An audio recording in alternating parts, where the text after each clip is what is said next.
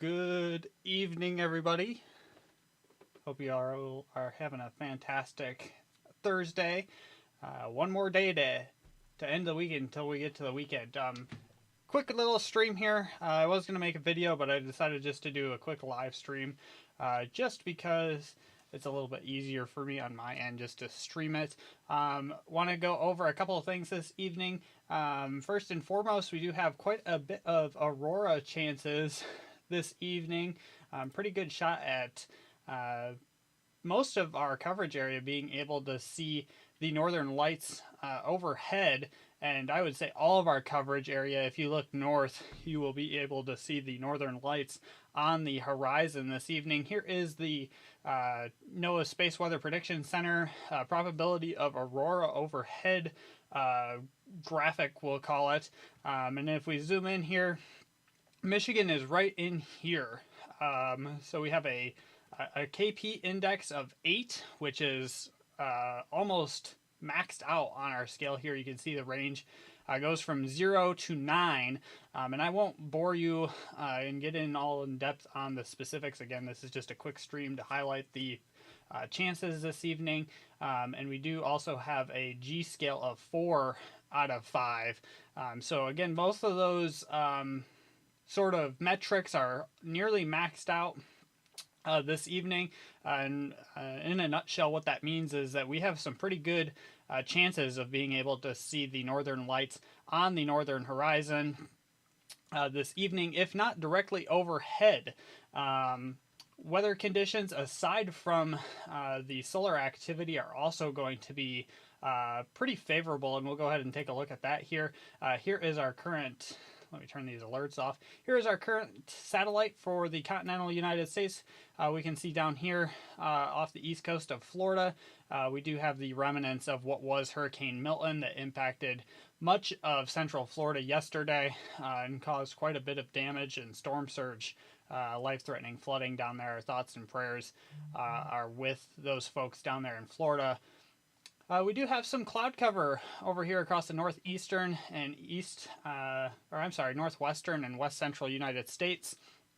But aside from that, and especially as we zoom into the Great Lakes region here, you can see there's not a whole lot of cloud cover. In fact, there's not really any cloud cover to speak of unless you're up here on the extreme western side of the UP into northern Wisconsin there. But in terms of West Michigan, not a cloud in the sky for the most part. So that combined with the relatively cooler temperatures is going to lead to some pretty fantastic viewing conditions for Aurora here this evening. So if you are willing to stay up a little bit later than you normally would, I would definitely encourage you to do so. And see if you can get a shot of the northern lights here. Looking over in Europe, we've got pretty spectacular displays coming out of Europe here already this afternoon, and this may be a little bit of a teaser of what we could expect here this evening and into the overnight hours. There was a very nice picture out of Norway that I saw, and we'll try to find it here for you guys. Let me just pull it up over here a second. Bear with me. Here we go.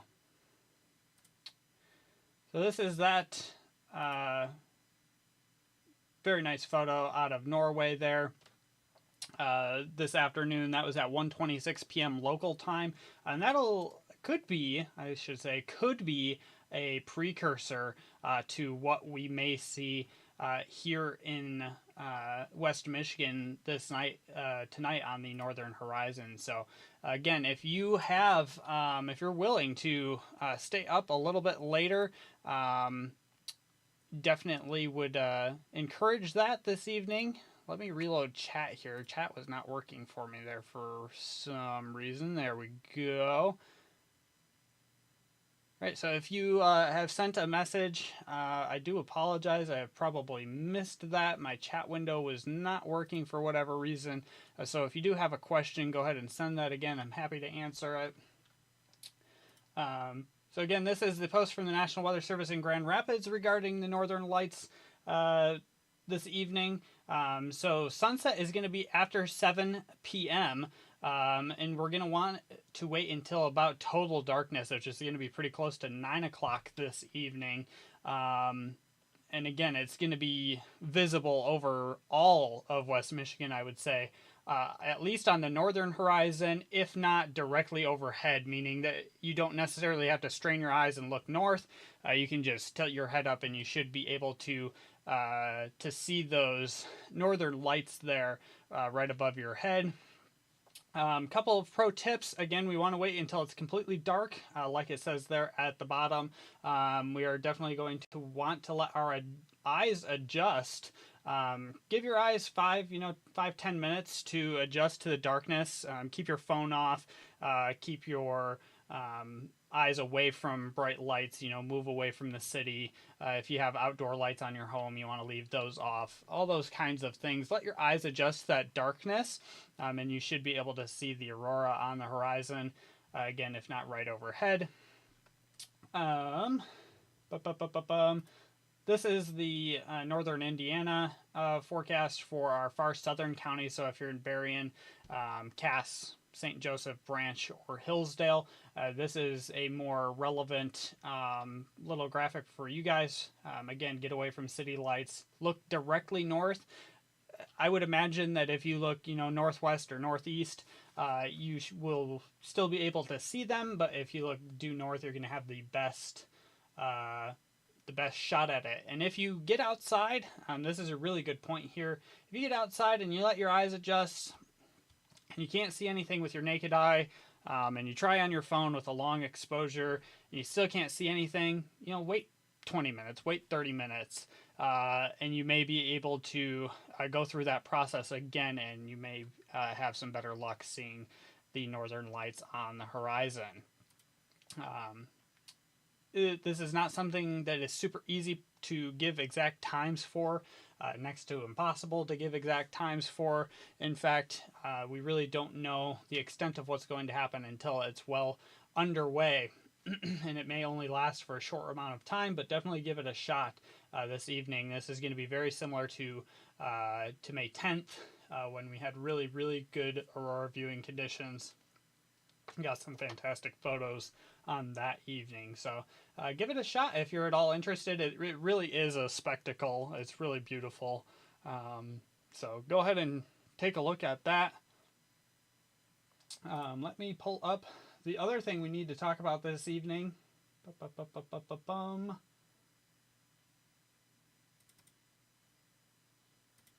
don't think I downloaded this.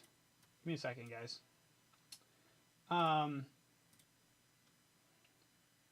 So that is our aurora forecast for the evening.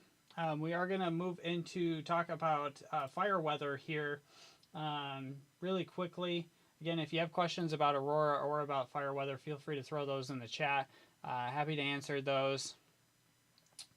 So this is our fire weather outlook for tomorrow from the Storm Prediction Center, based out of Norman, Oklahoma. And you can see here that there is no real widespread fire weather risk across any part of the Great Lakes area. There is a little bit out here on the western side of the United States there, but not anything locally from the Storm Prediction Center. However, the National Weather Service in Grand Rapids and in Gaylord have issued fire weather red flag watches for a majority of the area, and I'll go ahead and pop that up for you guys here. That is our current fire weather red flag watch that is in effect for much of the areas along and north of Grand Rapids there. So Kent County is not included, but pretty much everywhere from a Muskegon to Flint line and north is under that fire weather red flag watch. And this means that critical fire weather conditions are forecast to occur. So we're going to have dry fuels, stronger winds, low relative humidity, and warmer temperatures. And all those things can contribute to rapid growth of wildfires and extreme behavior of wildfires. So they're going to spread more quickly, they're going to burn faster. All of those things that we think about when we look at the basic physics of fire, the basic science of fire, those are all going to be on the table there from a Muskegon to Flint line and northward for tomorrow. So if you're anywhere north of Muskegon, north of Flint, north of Grand Rapids, you should remain alert. There's probably going to be some burn bans tomorrow, so make sure you're checking with your local officials before you're burning. And if there is a red flag warning issued, obviously burning is strongly discouraged and may in fact be illegal if your area's municipalities have issued those burn bans. So always follow those. Let's take a quick look at why exactly that red flag watch is in effect. Go ahead and take a look at temperatures here for tomorrow. So this is just one model, and we are going to be seeing temperatures. Oops, hold on one second. Yeah. Let's get a later model run there. Okay, that's better. So we're going to be seeing temperatures in the 70s, into the upper 70s in some places, but in terms of that red flag watch, we're going to be looking at low 70s along the lakeshore there near Muskegon, north to Traverse City, and then as you get over towards the east side of that, fire weather red flag watch, 77 there into the upper 70s at Mount Pleasant. So that's those warmer than normal temperatures. Let's take a look at dew points. This is going to be how dry the air is tomorrow. And 40 to 50 degrees is pretty dry there. So then we'll take a look at wind speeds across the area, and you can see they're going to be out of the west there at about 15 knots, which is going to be about 20 miles an hour. And there will be higher gusts, obviously. Let's take a look at wind gusts. Yeah, up to 35 miles an hour there, especially on the eastern side of that fire weather red flag watch. So definitely a great day to avoid burning those leaves that are falling. And that's what we're looking at for fire weather potential for tomorrow. So again, fire weather red flag watch in effect for tomorrow until 8 o'clock. And then we have pretty good Aurora viewing chances this evening. So if you are willing to stay up a little bit later, I would definitely encourage that, because almost 100% chance of seeing those Aurora, those northern lights on the horizon, if not directly overhead tonight, I would think. So, and again, those scenes coming out of Norway are pretty impressive, and I think I closed that window, but